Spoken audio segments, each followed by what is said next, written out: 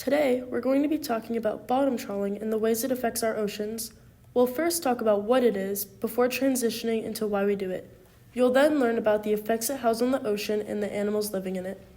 I'll show you some images and some numbers towards the end before finishing with alternative methods and your role. In order to understand the damage that bottom trawling causes, let's go over the basics. So what is bottom trawling? Bottom trawling is a method of fishing where a large net is dragged along the ocean floor. It catches everything that is on or near the ocean floor, including cod, octopus, shrimp, anglerfish, and plants. 32% of Europe's fish is caught with this method. Bottom trawling catches a lot of bycatch, about 50% of its catch on average after each fishing trip. Some fisheries have reported an over 80% bycatch rate. This means they are capturing and killing unwanted or non-targeted species of life and essentially killing them for the small amount of fish that they do want. There have been reports by Sea Shepherd of ships working for dolphin-safe tuna killing 45 dolphins for each 8 tunas. Bottom trawling is more ineffective than effective. When blossoming coral reefs are disturbed by the heavy wheels dragging along the ocean floor, 90% end up dying.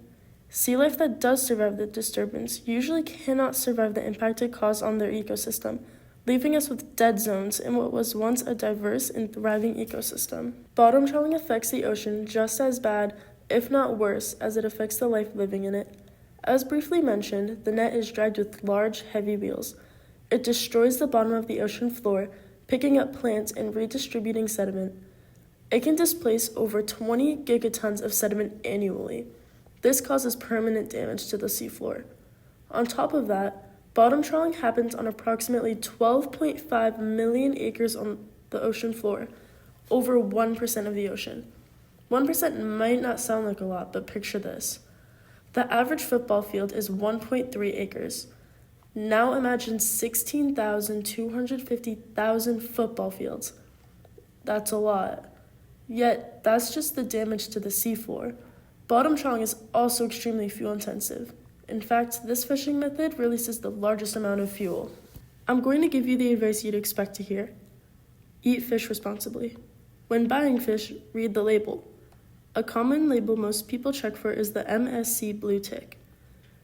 This label marks seafood as certified sustainable, yet the regulations required for companies to qualify for the label are extremely unregulated. There are rarely any observers on board the ship, and when there are, they are often bribed, and if that doesn't work, sometimes killed.